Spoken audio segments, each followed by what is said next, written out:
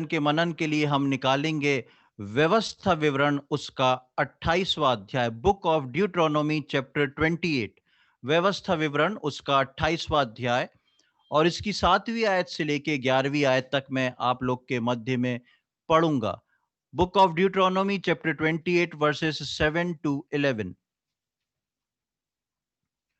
यहाँ पे इस प्रकार लिखा है, यहोवा ऐसा करेगा कि तेरे शत्रु जो तुझ पर चढ़ाई करेंगे वे तुझ से हार जाएंगे। वे एक मार्ग से तुझ पर चढ़ाई करेंगे, परंतु तेरे सामने से 7 मार्ग से होकर भाग जाएंगे। तेरे खत्तों पर और जितने कामों में तू हाथ लगाएगा उन सबों पर यहोवा आशीष देगा। इसलिए जो देश तेरा परमेश्वर यहोवा तुझे देता है उसमें वो तुझे आशीष देगा, यदि तू अपने परमेश्वर यहोवा की आज्ञाओं को मानते हुए उसके मार्गों पर चले, तो वो अपनी शपथ के अनुसार तुझे अपनी पवित्र प्रजा करके स्थिर करेगा। और पृथ्वी के देश देश के सब लोग ये देखकर कि तू यहोवा का कहलाता है तुझसे डर जाएंगे। और जिस देश के विषय यहोवा ने तेरे पूर्वजों से शपथ खाकर तुझे देने को कहा था, उसमें वो तेरी संतान की और भूमि की उपज की और पशुओं की बढ़ती करके तेरी भलाई करेगा। परमेश्वर व्यवस्था विवरण उसके 28वें अध्याय में कई प्रकार की वाचाओं को बांधता है। परमेश्वर ने शुरू से अपने लोगों के लिए कुछ खास बातों को चुना है। अपने लोगों के लिए उसने कुछ खास तरीके की चीजों को रखा है। उसने अपने लिए कुछ लोगों को चुन के अलग किया है। परमेश्वर अपने उन अलग किए हुए लोगों से वाचा बांधता है और वो उनके जीवन में पूरी भी करता है। आज हम इस नए वर्ष में प्रवेश कर रहे हैं और परमेश्वर ने कलीसिया के लिए इन खास वचनों को इस वर्ष की उस वाचा के रूप में या प्रॉमिस के रूप में दिया है। और आज हम इन बातों को मनन करेंगे जो कि हमने व्यवस्था विवरण 28वें अध्याय की 7वीं आयत से लेके 11वीं आयत तक पढ़ा है। कलीसिया के लिए ये बहुत ज़रूरी है कि जब हम जिस कलीसिया में आते हैं, वहाँ पर प्रभु भोज लेते हैं, जब वहाँ पर आराधना करते हैं, उसकी स्तुति, प्रशंसा, बड़ाई करते हैं, परमेश्वर उस कलीसिया को अपने अनुसार लिए चलता है, उसको गाइड करता है और बताता है। और उसी के तहत जब हम इस नए साल में प्रवेश करते हैं, तो परमेश्वर उस कलीसिया के लिए कुछ खास बातों को लेके आता है। पिछले वर्ष में हमने कई खास बातों को देखा था जो परमेश्वर ने हमको कलीसिया के परिवार, कलीसिया के लोगों के लिए एक वाचा के रूप में दिया था। और जैसा मैंने बताया था, पिछला वर्ष जो था परमेश्वर ने तैयारी का वर्ष दिया था। और पिछले वचनों में मैंने बताया कि आगे आने वाला साल यानी कि 2021 जो आ चुका है, वो उस तैयारी के बाद एक परीक्षा का समय है। लेकिन हर एक के जीवन में वो परीक्षा जो है परमेश्वर की ओर से और अलग-अलग तरीके से, अलग-अलग रीति से, अलग-अलग समय पे है। लेकिन जहाँ पर परीक्षा है, इसका मतलब ये नहीं होता कि परमेश्वर ने अपने लोगों को छोड़ दिया या त्याग दिया। परमेश्वर ने उस परीक्षा के साथ-साथ भी अपने लोगों के लिए वाचा बाँधी है, क्योंकि परमेश्वर अपने लोगों के साथ वाचा बाँधता है और उसको पूरी भी करता है। और आज हमने जो 28वें अध्याय की 7वीं आयत से 11वीं आयत तक पढ़ा, हम इस पे आज मनन करेंगे। सबसे पहले हम देखेंगे उसकी 7वीं आयत। यहाँ पर लिखा है, यहोवा ऐसा करेगा कि तेरे शत्रु जो तुझ पर चढ़ाई करेंगे वे तुझसे हार जाएंगे। वे एक मार्ग से तो तुझ पर चढ़ाई करेंगे, परंतु तेरे सामने से 7 मार्ग से होकर भाग जाएंगे। इस साल की वाचा में सबसे बड़ा आशीषमय वचन मैं सोचता हूं यही है, तेरे शत्रु। परमेश्वर के लोगों के शत्रु कौन है? जब हम परमेश्वर की संतान बन जाते हैं, जब हम परमेश्वर के लोग हो जाते हैं, परमेश्वर के सम्मुख या परमेश्वर के विपरीत पे खड़े होने वाला व्यक्ति जो है, वो हमारा सबसे बड़ा शत्रु होता है। और हम जानते हैं कि परमेश्वर के विपरीत में शैतान खड़ा हुआ है। और क्योंकि वो शैतान है, वो परमेश्वर के लोगों का सबसे बड़ा शत्रु है। बहुत ही ध्यान देने वाली ये आयत है 7वीं कि यहोवा ऐसा करेगा, परमेश्वर ऐसा करने पर है या ऐसा करेगा कि तेरे शत्रु जो तुझ पर चढ़ाई करेंगे, वे तुझसे हार जाएंगे। बहुत ही आशीषमय वचन है ये। और इसके पीछे एक प्रोफेसी भी छुपी हुई है, एक भविष्यवाणी भी छुपी हुई है 2021 के लिए। जितना ये वचन 7वीं आयत आशीषित है विश्वासियों के लिए, उतना ही इसके अंदर एक गहरी भविष्यवाणी भी छुपी हुई है, और वो भविष्यवाणी है शत्रुओं के विषय में। यहोवा ऐसा करेगा कि तेरे शत्रु तुझ पर चढ़ाई करेंगे, वे तुझसे हार जाएंगे। इस एक लाइन में दो बातों को हमको सीखने को मिलता है, चढ़ाई करेंगे और हार जाएंगे। यानी कि 2021 जो है, वो मेरे और आपके लिए एक बहुत ही चैलेंजिंग ईयर है। जैसा मैंने पिछली बार बताया कि अब समय है परीक्षा का, लेकिन सबकी परीक्षा का समय अलग है। यदि मेरी आज है तो जरूरी नहीं कि आपकी भी आज हो। सबका समय, सबके तरीके अलग हैं, और इस तरीकों में शैतान जो है बखूबी से इस्तेमाल किया जाएगा। सबसे पहली बात जो परमेश्वर कलीसिया को आज बताता है कि इस वर्ष में तुम्हारे शत्रु जो हैं तुम पर चढ़ाई करेंगे। शत्रु जो है ऐसे भी हमेशा चढ़ाई करता ही रहता है। वो हमारे वीक पॉइंट को ढूंढता ही रहता है, कोशिश करता है हमारे जीवन में कहां पर इसको पकड़ें, कहां पर गिरा दें। लेकिन जैसा मैंने बताया कि ये बहुत खास वर्ष है हमारी टेस्टिंग का। अब प्रिपरेशन पीरियड जो है वो खत्म हो चुका है, अब टेस्टिंग पीरियड है, और इस टेस्टिंग पीरियड में जो है शैतान बखूबी से इस्तेमाल होएगा। और लिखा है वो चढ़ाई करेगा, लेकिन उसके साथ-साथ परमेश्वर ने एक वाचा को बाँधा है, एक आशीष को दिया है, और लिखा है तुझसे हार जाएगा। लिखा है वे एक मार्ग से तुझ पर चढ़ाई करेंगे, परंतु तेरे सामने से 7 मार्ग से होकर भाग जाएंगे। शत्रु चढ़ाई तो करेगा, पर आपके प्रभु में आपकी जो मजबूती होगी, वो उसको टिकने नहीं देगी। ये कलीसिया के लोगों के लिए एक प्रतिज्ञा है, पर एक चेतावनी के साथ।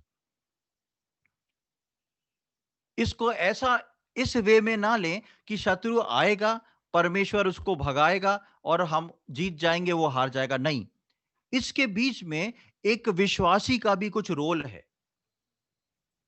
आप जितने परमेश्वर में मजबूत होंगे, आप जितने वचन में मजबूत होंगे, आप जितने स्थिर होके खड़े होंगे, आप उतनी परमेश्वर की योजना को जान पाएंगे। जब शत्रु आएगा, आपको परमेश्वर के वचन से और परमेश्वर के गाइडेंस से ये पता होना चाहिए कि आप शत्रु का सामना किस तरीके से की करेंगे। नए नियम में हम देखते हैं कि आत्मिक युद्ध के हथियारों के बारे में बताया गया है। जूते, टोप, ब्रेस्ट प्लेट और बहुत सारी चीजें। जहां पर शत्रु वार करता है, उसके अनुसार आपको उस औजार को या उस हथियार को इस्तेमाल करना है, और वो ही विश्वासी कर सकता है जो परमेश्वर के वचन में जानता हो कौन सी चीज के लिए क्या इस्तेमाल होगा। इसलिए परमेश्वर का वचन बोलता है कि शत्रु तो तुझ पर चढ़ाई करेंगे, ये तो डेफिनेट है, ये तो पक्का है कि शत्रु आपके जीवन में चढ़ाई करेंगे, लेकिन वे हार जाएंगे। लेकिन इन दोनों वाक्यों के बीच में, इन दोनों सेंटेंस के बीच में एक भेद भरी बात है। किन विश्वासियों से हार जाएंगे? जो परमेश्वर में बलवंत होंगे, जो संगति में बने होंगे, जो संगति से बाहर बिखरे होंगे, उनके लिए नहीं, या फिर जो वचन पढ़ते और उस पे उसको फॉलो नहीं करते, उनके लिए नहीं, जो परमेश्वर को पकड़े रहेंगे। इन अंत के समय में ऐसा होने वाला है जिसको परमेश्वर ने कलीसिया पर प्रकट किया है कि इस वर्ष में शत्रु जो है वो आपके ऊपर वार करेगा, परमेश्वर आपको बचाएगा। शत्रु एक जगह से वार करेगा, लेकिन आपके सम्मुख से 7 जगह से होकर भाग जाएगा। लेकिन आपकी स्थिरता, आपका प्रभु में मजबूती इस बात को बताएगी कि आप अपने शत्रु को कितनी जल्दी और कितने रास्तों से बाहर भगाते हैं। शत्रु का आना निश्चित है।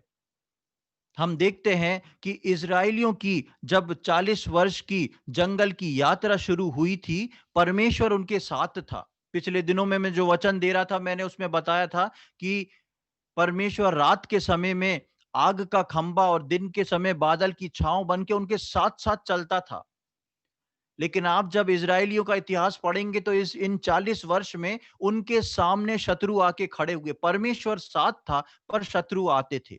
परमेश्वर अपने लोगों के जीवन में अलाउ करता है शत्रु का आना।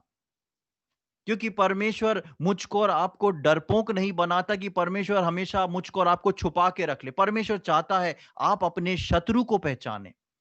आप उसका सामना करना जानें, क्योंकि परमेश्वर ने उसके सामना करने के लिए मुझको और आपको बहुत सारे हथियार दिए हैं। और इस 40 साल की जंगल की यात्रा में जब इज़राइलियों को परमेश्वर साथ-साथ लिए चला था, उस दौरान बहुत सारे शत्रु इज़राइलियों के सम्मुख आके खड़े हुए। बहुत सारे शत्रुओं से इज़राइलियों का युद्ध हुआ, लड़ाई हुई, लेकिन परमेश्वर ने उनको विजय हासिल करवाई। प्रियो, मेरी और आपकी ये आत्मिक कनान की यात्रा है, और इस यात्रा में भी आगे आने वाले समय में, इस वर्ष में विशेषकर शत्रु आएगा, लेकिन उसमें मुझको और आपको विजय हासिल करना है। बेशक परमेश्वर हमारी सहायता करेगा, परमेश्वर शत्रु को भगाएगा, मुझको और आपको विजय बनाएगा, लेकिन ये डिपेंड करता है मैं और आप परमेश्वर में कितने स्ट्रॉन्ग होल्ड में हैं, कितना उसको कस के पकड़े हुए हैं। आगे हम 8वीं आयत में आते हैं। यहाँ पर लिखा है, तेरे खत्तों पर और जितने कामों में तू हाथ लगाएगा, उन सब पर यहोवा आशीष देगा। इसलिए जो देश तेरा परमेश्वर यहोवा तुझे देता है, उसमें वो तुझे आशीष देगा। यहाँ पर 2 बातों को बताया गया है अस्पष्ट रूप से। पहली चीज जो लिखा है, तेरे खत्तों पर और जितने काम में तू हाथ लगाए, उन सब पर यहोवा आशीष देगा। खत्ते जो होते हैं वो भंडार गृह होता है, जहां पर अनाज को तैयार होने के बाद रखा जाता है। यहां पर परमेश्वर बोलता है वो तेरे खत्तों पर आशीष देगा। अक्सर जब ये आयत आती है तो हम सब सोचते हैं परमेश्वर इस साल हमको फाइनेंशियली स्ट्रांग करेगा, पर यहां पर खत्ते का जिक्र जो है वो उस रीति से नहीं किया गया है। इस वर्ष में जो परमेश्वर ने मुझको और आपको दिया है, उस खत्ते का मतलब है आत्मिक भंडार। अब तक मैंने और आपने अपने आत्मिक खत्ते में क्या-क्या जमा करके रखा है। परमेश्वर बोलता है कि मैं तुम्हारे खत्तों पर आशीष करूंगा। इस वर्ष परमेश्वर मेरे और आपके जीवन में, आत्मिक जीवन में कुछ अद्भुत आशीषों को करने की इच्छा रखता है, और कलीसिया के विश्वासियों से वो इस वाचा को बांधता है। पर मेरे को और आपको ये सोचना ज़रूरी है कि मेरा आत्मिक खत्ता जो है, वो सबसे पहले है भी कि नहीं? विश्वासी होने का मतलब ये नहीं कि आपका जो है आत्मिक खत्ता है। विश्वासी होने का ये मतलब नहीं कि आपके पास स्टोर रूम है। ये ज़रूरी नहीं है। विश्वास में जब हम आगे बढ़ते हैं, समझते हैं, तब उस विश्वास के एक स्टोर रूम को बनाते हैं, आत्मिक खत्ते को बनाते हैं, जिसमें परमेश्वर इस वर्ष जो है मुझको और आपको आशीषित करना चाहता है। क्या आप अपने जीवन के उस आत्मिक खत्तों पे आशीष पाना चाहते हैं? बहुत साल बीत गए हैं, बहुत जीवन बीत गया है, जिसमें फाइनेंशियली दूसरी चीज़ों की बहुत आशीष परमेश्वर ने दे दी है। और अब तक कई बार विश्वासी जो हैं इसी बात पे लगे रहते हैं कि शायद अब कुछ और अच्छा हो जाए, इस बार और कुछ अच्छा फाइनेंस हो जाए। लेकिन प्रियो, परमेश्वर चिंता करता है आपके आत्मिक स्टेटस की, आपके आत्मिक खत्ते की। यहाँ पर हम पढ़ते हैं कि आत्मिक खत्ता जो है वो आत्मिक भंडार को बताता है और हाथ के कामों पर आशीष देगा, वो काम जो परमेश्वर ने विश्वासियों को करने के लिए दे रखे हैं। हमेशा हाथ के काम जो हैं वो आपका ऑफिस वर्क या जॉब नहीं है या हाउस होल्ड वर्क नहीं है। हाथ का काम जो है, एक हाथ का काम वो भी है जो परमेश्वर ने उद्धार पाए हुए विश्वासियों को सीमित समय में करने के लिए दिया है। कौन सा सीमित समय? जिस पल प्रभु यीशु मसीह आएगा, उस समय तक का सीमित समय हमारे पास है, उद्धार पाए हुए विश्वासियों का पास है। और जितने लोग अपने परमेश्वर को जानेंगे, जितने विश्वासी जन अपने परमेश्वर का ज्ञान रखेंगे, परमेश्वर बोलता है तुम्हारे आत्मिक खत्तों पे और तुम्हारे हाथों के वो काम जो परमेश्वर ने तुमको करने को दिए हैं, वो आशीष में हो जाएंगे। प्रियो, आप जानते हैं कि हमारे फाइनेंशियल खत्ते जो हैं, उनसे ज्यादा इंपॉर्टेंट रखते हैं ये आत्मिक खत्ते। और जितना भंडारीकरण, जितना भंडार आत्मिकता का हमारे अंदर भरा रहेगा परमेश्वर के वचन के अनुसार, उतना जो है हम परमेश्वर के लिए इस्तेमाल होंगे। और इस भंडार में से उस आत्मिकता के कार्यों को निकाल के हम वो बातें पूरी कर पाएंगे जो प्रभु ने मेरे और आपके कार्य करने के लिए रखी हैं। इस वर्ष हम अपने ध्यान को केंद्रित करें उस ओर कि परमेश्वर ने मेरे और आपके आत्मिक जीवन में, परमेश्वर इस वर्ष जो है आशीष देना चाहता है। क्या प्रियो, आप उस आशीष को इस वर्ष में लेना चाहते हैं? क्या आप चाहते हैं कि परमेश्वर आपके उस आत्मिक खत्तों पे और वो काम जो परमेश्वर ने आपको करने के लिए सौंपे हैं, वो आशीषित हो जाएं, ताकि जिस दिन प्रभु यीशु मसीह आ जाए, उस दिन वो आपको अपना धन्य दास बोले, क्योंकि वो बातें जो परमेश्वर ने मुझको और आपको दी थी, वो हम उसको पूरा करके प्रभु के सामने खड़े होने पाए। उदाहरण के लिए एक आयत की ओर मैं आपका ध्यान केंद्रित करना चाहूंगा। उत्पत्ति उसका 26वां अध्याय, बुक ऑफ जेनेसिस चैप्टर 26।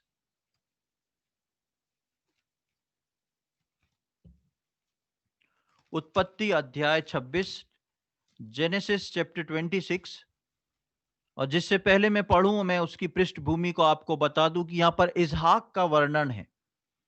और इसहाक एक ऐसी परिस्थिति में है जहां पर अकाल आ चुका है और वो उस देश को छोड़ के जा रहा है। लेकिन इसहाक जो था, अपने आत्मिक खत्ते को तैयार करा हुआ था, क्योंकि उसके आत्मिक खत्ते का भरने का कारण जो था अब्राहम बना था। अब्राहम से इसहाक ने बहुत सारी बातों को सीखा था। और जब एक जगह पर इसहाक रहता है और वहां पर अकाल आ जाता है, तो वो वहां से जाने की बात को करता है। हम देखेंगे 26वें अध्याय की दूसरी और तीसरी आयत। यहां पर इस प्रकार लिखा है, वहां यहोवा ने उसको दर्शन देकर कहा, मिस्र में मत जा, जो देश मैं तुझे बताऊं उसी में रहे।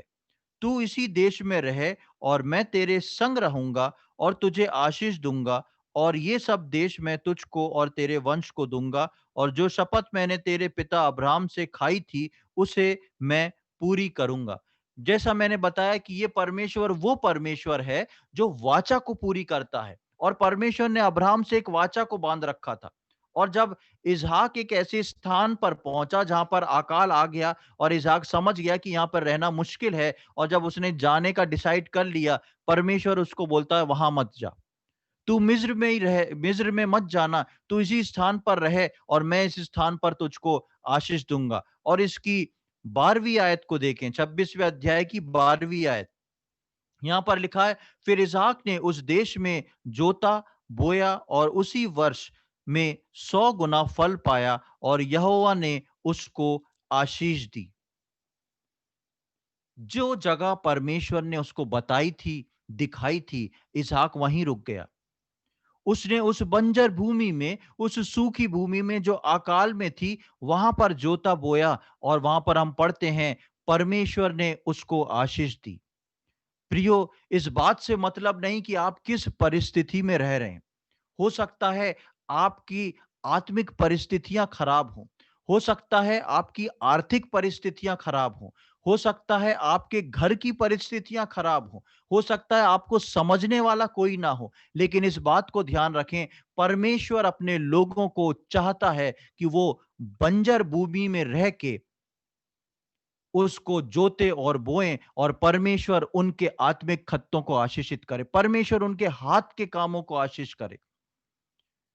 प्रियो, परमेश्वर चाहता है कि इस वर्ष में मैं और आप जो हैं, बाकी दुनिया की चीजों के ऊपर अपनी नजरों को ना उठाएं, लेकिन हम ध्यान रखें परमेश्वर ने मेरे को कौन से काम, कौन से हाथों के काम करने को बोले हैं। परमेश्वर ने कौन सा आत्मिक भंडार मेरे को दिया है जिसको मेरे को मेंटेन करना है, और उसके साथ साथ मेरे को उन कामों को जो परमेश्वर ने दिया है उनको पूरा करना है। 2021 परीक्षा के वर्ष के साथ-साथ जो है, एक आपके आत्मिक कामों को अंजाम देने का भी वर्ष है, कि जब आप सोच रहे हैं कि मैं प्रभु के बारे में कुछ नहीं जानता, हो सकता है आप सोचें कि मेरा आत्मिक जीवन उतना अच्छा नहीं है। परमेश्वर बोलता है, तुम उस अकाल की, आत्मिक अकाल की स्थिति में भी परमेश्वर की आज्ञा को जानकर, परमेश्वर की आज्ञा को मानकर जोतो और बो, और मैं तुम्हें 100% फल दूँगा।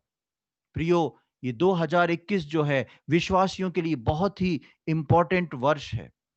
मैं और आप उसको बहुत ध्यान पूर्वक लें। परमेश्वर चाहता है कि हम उन कामों पे ध्यान दें जिसके लिए परमेश्वर ने मुझको और आपको चुना है और चुन के बुलाया है। आपकी आत्मिक कंडीशन, आपकी फाइनेंशियल कंडीशन, आपकी फिजिकल कंडीशन कुछ भी क्यों ना हो, आप परमेश्वर की आज्ञा को मान के उस हाथ को बढ़ाएंगे, परमेश्वर आपके उस हाथ के काम को आशीषित करेगा। और परमेश्वर चाहता है कि इस वर्ष आपके आत्मिक भंडार पे वो आशीष दे, और आपके हाथों के काम जो परमेश्वर ने आपको करने को इस दुनिया में दिए हैं, उस पे वो आशीष देना चाहता है। क्या आप परमेश्वर की आशीष को लेके उस कंगालपन में भी उसको पूरा करने को तैयार हैं? यदि तैयार हैं, तो परमेश्वर आज आपके साथ एक वाचा बांधना चाहता है कि मेरे बेटे, मेरी बेटी, तुम आगे बढ़ो, उन कामों को देखो, तुम संसार की ओर ना देखो, संसार की बात ना सुनो, तुम अपने परमेश्वर की आज्ञा को मान के आगे बढ़ो,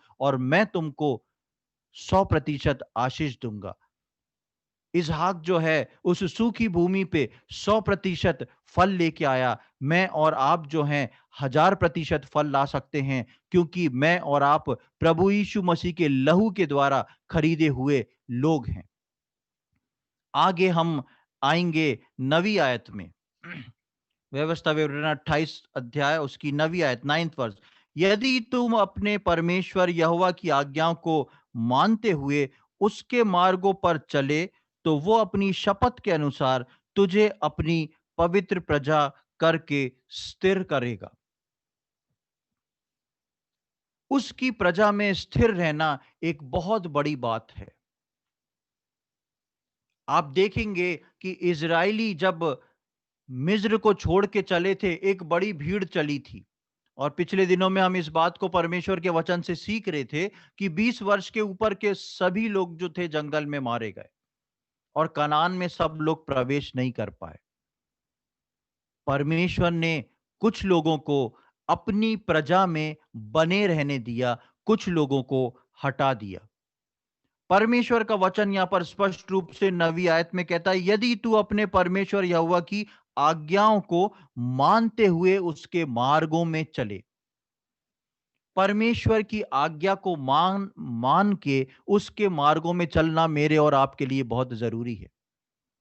तब ये परमेश्वर की आशीष है जो वो मुझको और आपको उस मार्ग में स्थिर रखता है, अपनी प्रजा बनाकर स्थिर रखता है।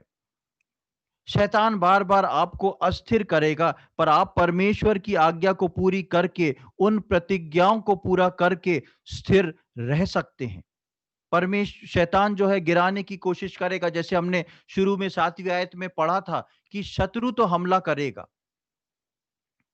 लेकिन हमेशा आपकी स्थिरता पे वो डिपेंड होगा कि आपकी स्थिरता परमेश्वर में कैसी है। और परमेश्वर उस स्थिरता को भी मेंटेन करना चाहता है। परमेश्वर कहता है मैं तुझे स्थिर रखूंगा, लेकिन उस स्थिरता के साथ साथ परमेश्वर एक शर्त को भी रखता है और बोलता है, यदि तू अपने परमेश्वर यहोवा की आज्ञाओं को मानते हुए उसके मार्ग पर चले।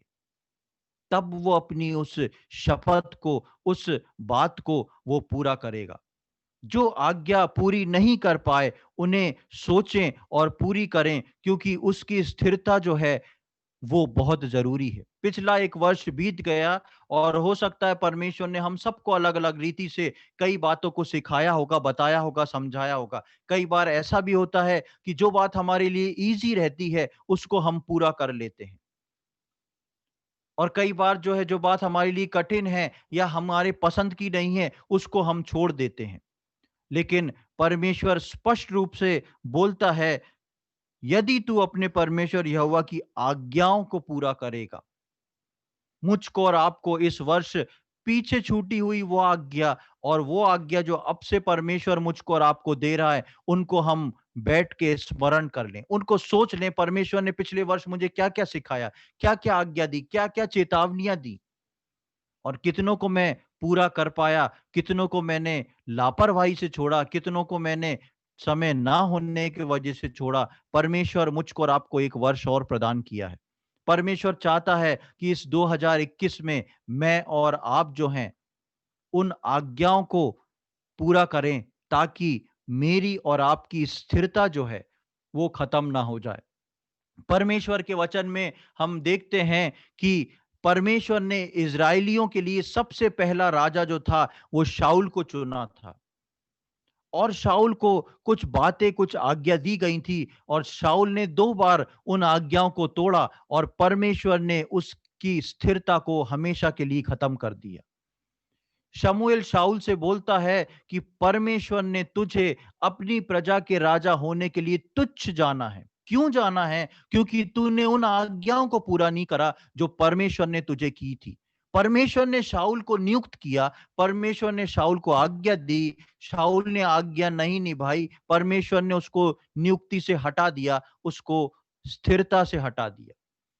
प्रियो, मेरे और आपके लिए 2021 जो है, एक चेतावनी भरा वर्ष है। हम अपने जीवन में टटोल लें, हम अपने जीवन में इन बातों को देख लें, क्या-क्या बातें परमेश्वर मेरे और आपके सम्मुख चेतावनी के रूप में लेके आया, क्या-क्या आज्ञाओं को लेके आया। हमने ठीक यदि वैसी आज्ञाओं को पूरा नहीं किया, भले ही हमको पसंद हो या ना हो, भले ही हम उसके लिए इतने ज़्यादा इच्छुक हों या ना हों, यदि ऐसा नहीं किया, तो 2021 परमेश्वर ने मुझको और आपको और प्रदान किया है।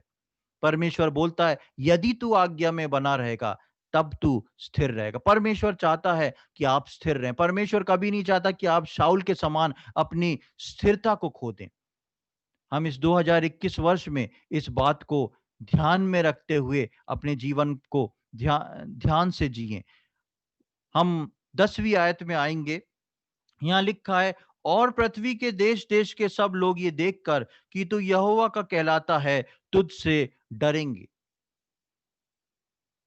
जैसा मैंने 7वीं आयत में बताया था, वैसे ही 10वीं आयत में एक छुपे रूप से भविष्यवाणी है। और ये भविष्यवाणी क्या है? यहाँ पर लिखा है, पृथ्वी के देश-देश के सब लोग ये देखकर कि तू यहोवा का कहलाता है, तुझसे डरेंगे। मैं और आप आज किसके कहलाते हैं? मेरे और आपके जीवन को देख के आज समाज, हमारे ऑफिस, हमारे आसपास और हमारे घर वाले देख के मुझको और आपको क्या कह सकते हैं कि हम किसके कहलाते हैं?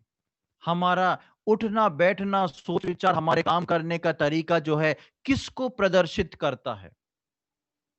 मेरे और आपके लिए ये सोचना समझना बहुत आवश्यक है। हम नए नियम में पढ़ते हैं कि तुम्हारा स्वभाव जो है, यीशु मसीह के स्वभाव के जैसा हो जाए। प्रियो, यदि हम इतने सालों में भले ही उद्धार पाए हुए, बपतिस्मा लिए हुए हमें कई समय बीत गया हो, इतने सालों में यदि हम इस चीज़ को नहीं समझ पाए हैं, तो ये समय है, परमेश्वर की चेतावनी भी है और परमेश्वर की आशीष भी है कि परमेश्वर चाहता है कि वो मुझको और आपको संसार के सम्मुख खड़ा करे। और लिखा है कि संसार के लोग जो हैं, भय खाएँगे। पृथ्वी के और देश-देश के सब लोग ये देखकर कि तू यहोवा का कहलाता है, तुझसे डरेंगे। क्यों डरेंगे? पृथ्वी वालों को मुझसे और आपसे डरने की क्या ज़रूरत है? वो तब डरेंगे जब परमेश्वर के स्वभाव, परमेश्वर की इच्छा, परमेश्वर की आज्ञा में मैं और आप चलेंगे। परमेश्वर मुझको और आपको स्थिर रखेगा, और जब परमेश्वर मुझको आपको स्थिर रखेगा तो हमारे आत्मिक खत्ते और हाथ के कामों में आशीष देगा। और जब हम वो काम करेंगे जो परमेश्वर ने मुझको और आपको करने के लिए रखे हैं, तो हम इस दुनिया के लोगों के सम्मुख एक गवाह बन के खड़े होंगे, परमेश्वर के गवाह बन के। और लोग इस बात को जानेंगे कि ये व्यक्ति जो है साधारण व्यक्ति नहीं, और लोग जो है हमारे परमेश्वर का भय मानेंगे, हमारे परमेश्वर के नाम से डरेंगे कि ये व्यक्ति जो है उस परमेश्वर को मानने वाला है।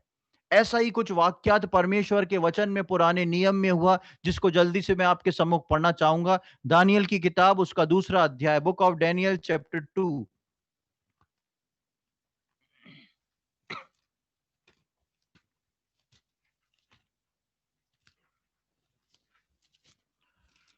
बुक ऑफ डैनियल चैप्टर 2, दानियल की किताब उसका दूसरा अध्याय, पेज नंबर 1032 में आपको पुराने बाइबल में मिल जाएगा। उसका उसका भी वाक्यात में जल्दी से बता दूं कि दानियल जो है वो एक गुलाम की दशा में बेबीलोन पहुंचा है। और वहां पर जो है राजा नबूकदनेस्सर जो है एक स्वप्न को देखता है। एक गुलाम जब उसके स्वप्न का अर्थ बताता है, तो देखिए उस राजा की कंडीशन क्या होती है। वो राजा जो है दानियल और उसके परमेश्वर को पहचानता है। हम दानियल के दूसरे अध्याय की 46 और 48वीं आयत को मैं आपके सम्मुख पढ़ूंगा, 46 टू 48। यहां पर इस प्रकार लिखा, इतना सुनकर नबूकदनेस्सर राजा ने मुंह के बल गिरकर दानियल को दंडवत किया और आज्ञा दी कि उसको भेंट चढ़ाओ और उसके सामने सुगंधित वस्तु जलाओ। फिर राजा ने दानियल से कहा, सच तो यह है कि तुम लोगों का परमेश्वर सब ईश्वरों का ईश्वर, राजाओं का राजा और भेदों का खोलने वाला है, इसलिए तू ये भेद प्रकट कर पाया। तब राजा ने दानियल का पद बढ़ा दिया और उसको बहुत से बड़े बड़े दान दिए, और ये आज्ञा दी कि वो बेबीलोन के सारे प्रांत पर हाकिम और बेबीलोन के सब पंडितों पर मुख्य प्रधान बने। यहाँ पर एक गुलाम जो है लाया गया, गुलाम जो है उस देश में राजा को उसके स्वप्न और स्वप्न का अर्थ दोनों बताता है, और राजा जो है उसके मुंह के बल गिर जाता है। सोचें, एक राजा अपने लाए हुए गुलाम के सम्मुख उसके मुंह के बल गिर गया, और उसके मुंह के बल गिर जाने पर राजा जो है वो बोलता है, सच तो ये है कि तुम लोगों का परमेश्वर सब ईश्वरों का ईश्वर और राजाओं का राजा। कैसे ये नबूकदनेस्सर इस बात को समझ पाया? काम दानियल ने किया, नाम उसके परमेश्वर का रोशन हुआ, और उस रोशन नाम से ये राजा नबूकदनेस्सर जो दानियल को गुलाम बना के लाया था, इसके मन में परमेश्वर का भय आ गया, और ये मुंह के बल गिर के दानियल को दंडवत कर रहा है। और लिखा है कि दानियल के सामने सुगंधित धूप जलाने की आज्ञा दी गई। इसका अर्थ होता है उसकी पूजा करना, उसकी उपासना करना। पुराने समय में जिसके सम्मुख धूप जलाया जाता था, उसका अर्थ होता था कि वो व्यक्ति उसकी पूजा कर रहा है। अपने लाए हुए गुलाम की आराधना और पूजा करने लगा, और ये भी नहीं, वो बोलता है, सच तो ये है कि तुम्हारा परमेश्वर। क्या आज मेरे और आपके जीवन से कोई देख के इस बात को बोल सकता है कि तुम्हारा परमेश्वर तुम्हें लिए चलता है? ये जो तुम्हारे जीवन में अद्भुत काम होते हैं, ये तुम्हारा परमेश्वर करता है। प्रियो, आज इस 2021 में परमेश्वर मुझको और आपको ये आशीष देना चाहता है कि हम जिस स्थान पर काम कर रहे हैं, हम जिस घर में रह रहे हैं, हमारे अड़ोस पड़ोस में, हमारी कलीसिया में, हमारे परिवार में, हमारे समाज में, वहां के हमसे जुड़े सब लोग इस बात को जानने पाए, इसका परमेश्वर सच्चा परमेश्वर है, इसका परमेश्वर राजाओं का राजा है। क्या मैं और आप ऐसी गवाही को आज तक मेंटेन कर पाए हैं? अगर नहीं कर पाए, तो परमेश्वर 2021 वर्ष आपको दे रहा है, और इसलिए इस 10वीं आयत में लिखा है कि किस प्रकार प्रभु कहता है कि संसार के लोग जो हैं, दुनिया के लोग जो हैं, उन बातों को देख के उनमें भय आ जाएगा, वो डर जाएंगे। मारने वाला भय नहीं, लेकिन आत्मिक भय आ जाएगा। परमेश्वर मुझको और आपको इस इन अंतिम दिनों में, इन आखिरी समय में अपना गवाह बना के इस्तेमाल करना चाहता है। क्या आप और मैं उसका गवाह बनने को इस वर्ष तैयार हैं? यदि तैयार हैं, तो परमेश्वर आपको उसके गवाह बनने की आशीष देना चाहता है। फैसला आप पे है, आप उसको किस प्रकार लेते हैं। अंत में 11वीं आयत को मैं पढ़ूंगा। व्यवस्था विवरण 28वां अध्याय उसकी 11वीं आयत। और जिस देश के विषय यहोवा ने तेरे पूर्वजों से शपथ खाकर तुझे देने को कहा था, उसमें वो तेरी संतान की और भूमि की उपज की और पशुओं की बढ़ती करके तेरी भलाई करेगा। बहुत ही खास और इंपॉर्टेंट वर्ष है 11th वर्ष। इस साल परमेश्वर जो कलीसिया को प्रतिज्ञा कर रहा है, उसमें कुछ ग्लिम्स दिखा रहा है, कुछ ब्लिंक हो रहा है। जब हम गाड़ी को टर्न लेते हैं तो पहले इंडिकेटर को चालू कर देते हैं। इंडिकेटर ब्लिंक होता है, आमने सामने आने वाले लोगों को पता पड़ जाता है ये व्यक्ति यहां मुड़ेगा, लोग संभल जाते हैं। ये एक इंडिकेटर परमेश्वर मुझको और आपको दे रहा है। किस चीज के विषय में? स्वर्गीय कनान के विषय में।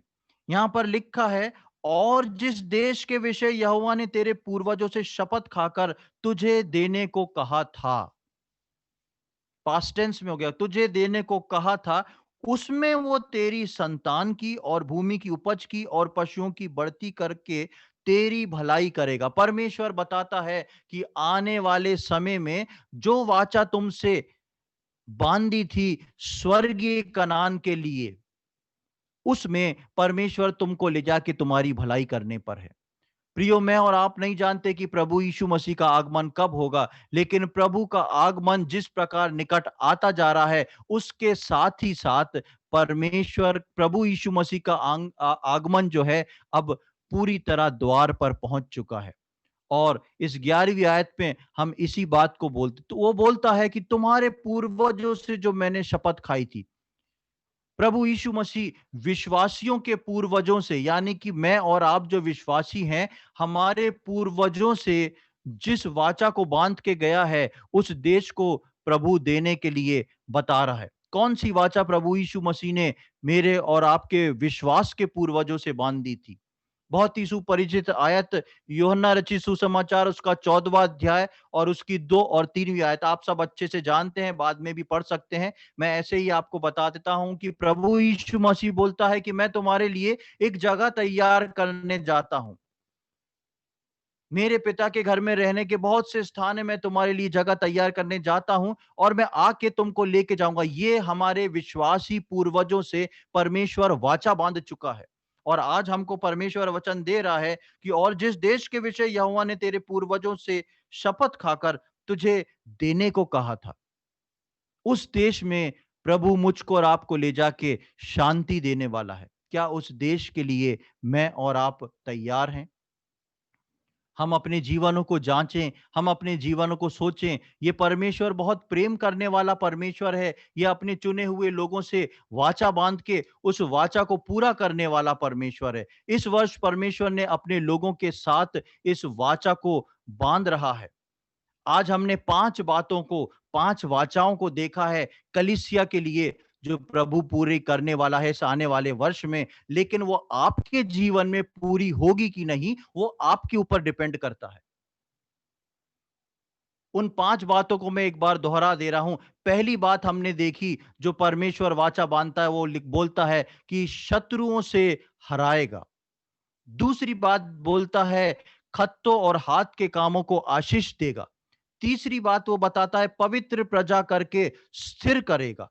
चौथी बात वो बताता है पृथ्वी के लोग भय खाएंगे हमसे और हमारी गवाही के कारण। और पांचवी बात, स्वर्गीय कनान ले जा रहा है आशीष देने। ये वर्ष जो है, सोचें परमेश्वर की प्रतिज्ञा किस प्रकार चालू हो रही है और किस में खत्म हो रही है। बहुत ध्यान से इसको आप अपने क्वाइट टाइम में मनन करके देखिएगा। 7 से 11 मैंने दिया, 7वीं आयत जो शुरू हो रही है, वो शत्रुओं के आक्रमण से हो रही है और परमेश्वर बोल रहा है शत्रु तो आपके ऊपर चढ़ाई करेंगे ही। लेकिन 11वीं आयत की वाचा जो खत्म हो रही है, वो इस प्रकार बोल रहा है कि तेरे पूर्वजों से जो देश देने को तेरे से वाचा बांधी थी, वो देने पर है। तेरे को उस जगह पर ले जाके वो आशीषित करने वाला है। बहुत धन्य वर्ष 2021 और बहुत ही सावधानी का वर्ष 2021 परमेश्वर ने हमारे सम्मुख रखा है। एक बात और मैं अंत में आप सबके सम्मुख क्लियर करना चाहूंगा और वो क्लियर करना क्या है? वाचा के ऊपर। ये वाचा क्या होती है? ये प्रॉमिस क्या होता है? या फिर जो परमेश्वर हमको साल भर के लिए वर्ष देता है, वो क्या होती है? सबसे पहले सर्वप्रथम परमेश्वर जो वाचा देता है, जो वर्ष देता है, वो सिर्फ और सिर्फ उद्धार पाए हुए, बपतिस्मा लिए हुए विश्वासियों के लिए होती है। सबसे सर्वप्रथम चीज, जब परमेश्वर ने इजराइलियों को मिस्र से बाहर जब तक निकाला नहीं, परमेश्वर ने उनसे वाचा नहीं बांधी। और जब बाहर निकाल लिया, तब परमेश्वर उनसे अलग प्रकार की वाचाओं को बांधता है, जो कि पूरा आपको व्यवस्था विवरण में मिलता है। और आज हमने व्यवस्था विवरण से ही इस बात का मनन किया है। परमेश्वर अपने लोगों को छुटकारा देने के बाद उनसे वाचा बांधता है और उनके जीवन में उसको वो पूरा करता है, जो उसकी उन शर्तों को मानते हैं। इसलिए सर्वप्रथम जो वाचा है, परमेश्वर की इच्छा है, वो पहली चीज छुटकारा पाए हुए विश्वासी और बपतिस्मा लिए हुए विश्वासी के लिए है। और दूसरा, विश्वास की स्थिरता में बने रहने वाले विश्वासी के लिए है। ऐसे विश्वासी के लिए नहीं जो संगति से बाहर है, ऐसे विश्वासी के लिए जो नित्य संगति में बना है, नित्य अपना प्रभु को समय दे रहा है, उसके लिए परमेश्वर की वाचा है। अन्यथा हम वाचा किसी के लिए भी ले लें, वो कभी भी कार्यरत नहीं होती। दूसरी बात, एक वचन को मैं आपके सम्मुख रखना चाहता हूं। तो हमने व्यवस्था विवरण जो पढ़ा है, इसका 28वें अध्याय की पहली आयत है। यहाँ पर लिखा है, यदि तू अपने परमेश्वर यहोवा की सब आज्ञाएं जो मैं आज तुझे सुनाता हूं, चौकसी से पूरी करने को चित्त लगाकर उसकी सुने, तो वो तुझे पृथ्वी की सब जातियों में श्रेष्ठ करेगा। अब देखिए, परमेश्वर ने जो वाचा दी है, वो चुने हुए लोगों को दी है, जो छुटकारा पाके आ चुके हैं। लेकिन उनको देने के पर भी उसने एक शर्त को रखा है, यदि तू अपने परमेश्वर यहोवा की सब आज्ञाओं को माने। जिनको प्रॉमिस मिलता है, चाहे वो कलीसिया के लोग हों, उद्धार पाए हुए विश्वासी हों, बपतिस्मा लिए हों, केवल पहला तो शर्त यह है कि वो प्रभु में है, और दूसरी शर्त यह है कि वो प्रभु की उन बातों को पूरा करें। कोई भी वाचा जो है बिना शर्त के नहीं है। और एक आयत को मैं आपके सम्मुख और पढ़ रहा हूं, भजन संहिता 89, साम्स 89।